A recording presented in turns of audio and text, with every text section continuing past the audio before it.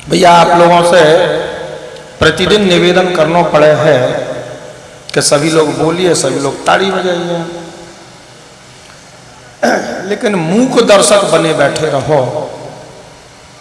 आप लोगों को कितनी बार समझाया है, नाम संकीर्तन के समय जब आप जोर जोर से बोलोगे और केवल खाना पूर्ति के लिए नहीं, ऐसा बोलना है तन्मय होके नेत्र बंद करके डूब जाओ उस आनंद रस में। श्वास गिनती की प्राप्त भई है। अगर ये आदत नहीं डालोगे नाम संकीर्तन में डूबने की, तो आपको 50 तरह के टेंशन रहेंगे, सिर में दर्द रहेगा, परेशानियां रहेंगी। अगर आप चाहो ये सब न हो, केवल कथा में ही नहीं, ये तो कैंप है, केवल ट्रेनिंग कैंप है। और ट्रेनिंग कैंप में ट्रेनिंग की जाती है जिसको उसको जीवन में उतार सके। इसके लिए यहां कीर्तन करना सीख लो और आधे घंटे रोज घर में सब परिवार के लोग बैठ कर कीर्तन करो। तो जब यहां अभ्यास नहीं करोगे तो वो आचरण में कैसे आएगा? बहुत आवश्यक है कि हम नौकरी करें, व्यापार करें, खेती करें, परिवार के, घर के, संसार के, जहां जिस अवस्था में है, जिस परिस्थिति में है, जिस व्यवस्था में है, यस्य यद्देव विहितम सतेन सुख दुःखयो। भगवान ने जैसी भी स्थिति परिस्थिति दे दी है, व्यापार दिया, नौकरी दी, खेती दी, सबके बीच में सुख है, दुख है, कुछ भी बना रहे, लेकिन आपके जो क्रियाकलाप हैं उनको आपको अपने जीवन में एक पद्धति बना लेनी चाहिए। और उस 24 घंटे के कार्यक्रम में आपके में आधी घंटे नाम संकीर्तन तो डेली का, जैसे भोजन के बिना नहीं रह सकते, जैसे पानी के बिना नहीं रह सकते, जैसे श्वास के बिना नहीं रह सकते, इसी प्रकार से भजन कीर्तन के बिना रह ही नहीं सकते। ऐसी आदत जब तक जीवन में नहीं डालोगे तब तक मनुष्य बनने का जो वास्तविक अर्थ है वो आपको प्राप्त नहीं होगा, मालूम ही नहीं पड़ेगा।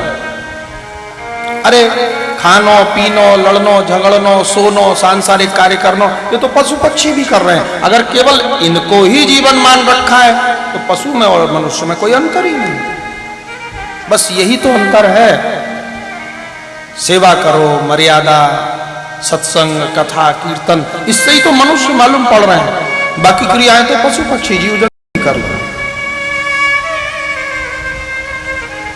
और ये आनंद के रस में डुबकी लगाने की आदत पड़े, इसी के लिए सब ग्रंथ हैं, इसी के लिए सब शास्त्र हैं, इसी के लिए भागवत है।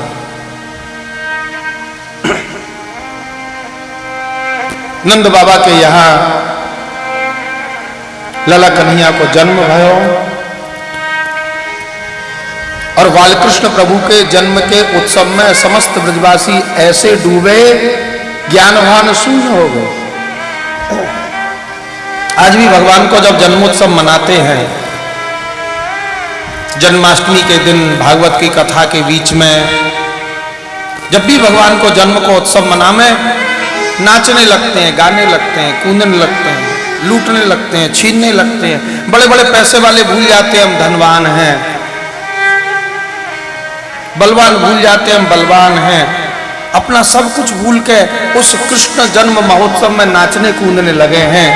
और ये भाव जब हृदय में उमड़ने घुमड़ने लगे, ये आनंद की अनुभूति जब अंदर होने लगे, भगवान के उत्सव में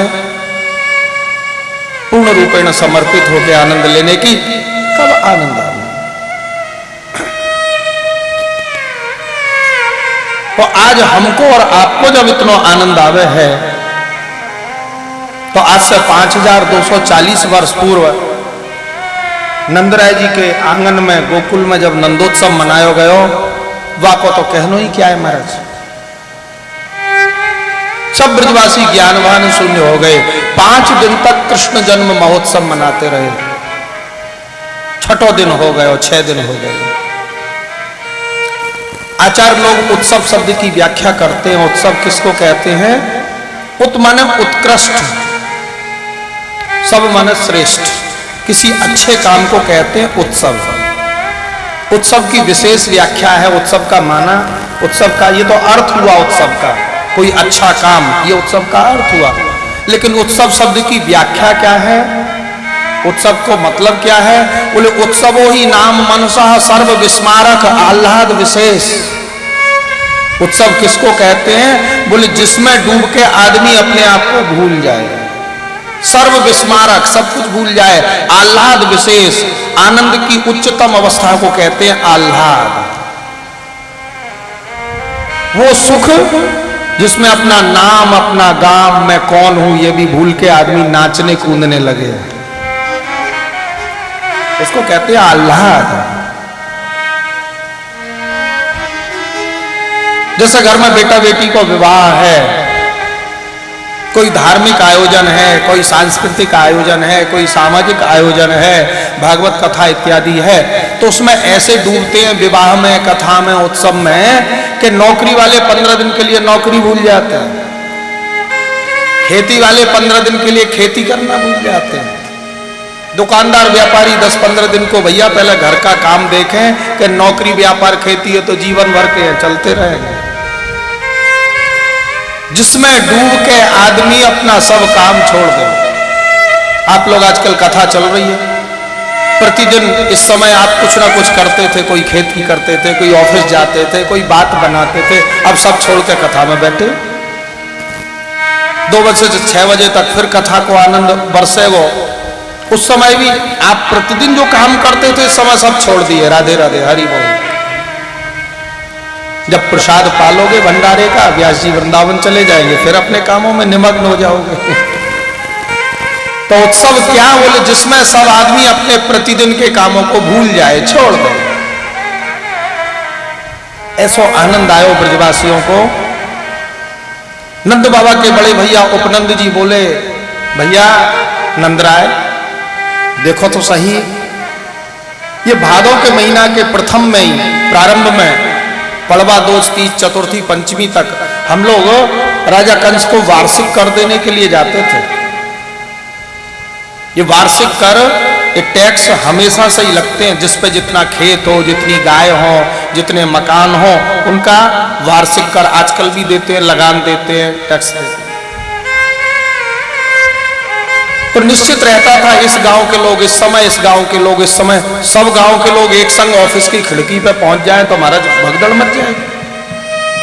तो गोकुल क्षेत्र के निवासी भादों के कृष्ण पक्ष के और प्रथम सप्ताह में वार्षिक कर देने जाते थे। वह समय लाला को जन्म होना हो, अष्टमी तक प्रतीक्षा करते रहे, अष्टमी को कन्या को जन्म हो गया, उत्सव मनाते मनाते 6 दिन हो गए, कृष्ण पक्ष के 13 दिन निकलने को हो गए। हमारा राजा कंस दुष्ट है, हमारा वार्षिक कर कहीं दुगना न कर दे, चलो चलो जल्दी से। जिस ब्रजवासी के ऊपर जो टैक्स था, उस समय विनिमय पद्धति थी, जिसके घर में जो है वो दे जाओ, जिसके घर में अनाज है अनाज दे जाओ, सोना चांदी है सोना चांदी जमा करा दो, जिसके घर में अन्न है अन्न दे जाओ, घी दूध दही जो है लाओ। अपनी अपनी बैलगाड़ी में सब सामग्री लेके वार्षिक कर देने के लिए एक एक घर से एक एक ब्रजवासी को लेकर नंद बाबा मथुरा के लिए चले हैं, और गोकुल की रक्षा के लिए बलवान बलवान ग्वाल वालों को छोड़कर गोपान गोकुल रक्षाया निरूप्य मथुरां गतः नंदः कंसस्य वार्षिक्यं करं दातुं कुरुद्वः।